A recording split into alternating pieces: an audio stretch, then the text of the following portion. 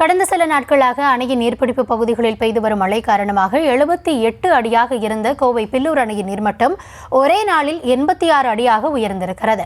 இது தொடர்பான விவரங்களோடு இணைகிறார் எம்முடைய செய்தியாளர் கதிர்வேல். விரிவான விவரம். வணக்கம் கௌதமி. அதாவது கோவை, திருப்பூர் மாவட்ட மக்களின் முக்கிய நீர் ஆதாரமாக இருக்கக்கூடிய பில்லூர் அணையை இருந்து வருகிறது. இதுல இந்த பில்லூர் அணைக்கு நீலகிரி மற்றும் கேரள பகுதிகளில் கடந்த சில நாட்களாக மழை பெய்துவிட்டு வருது.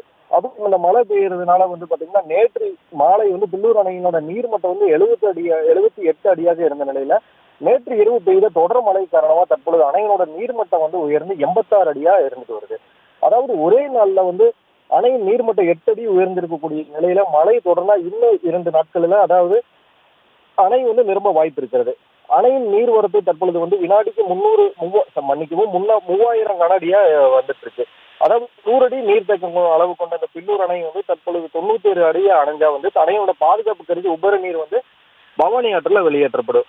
தற்பொழுது அணையில் இருந்து மின் உற்பத்தி பணிக்காக 6000 கன அடி தண்ணீர் பவானி ஆற்றுல வெளியேற்றப்பட்டு வருவதால ஆற்றின் வேகம் அதிகரித்து காணப்படுது. அது மட்டும் இல்லாம இதனால அணையில் யாரும் இறங்கி குளிக்கவோ துணி துவைக்கவோ வேணாம் அப்படின்னு சொல்லி மாவட்ட நிர்வாகம் சார்பில் அறிவுறுத்தப்பட்டிருக்காங்க. விவரங்களுக்கு நன்றி.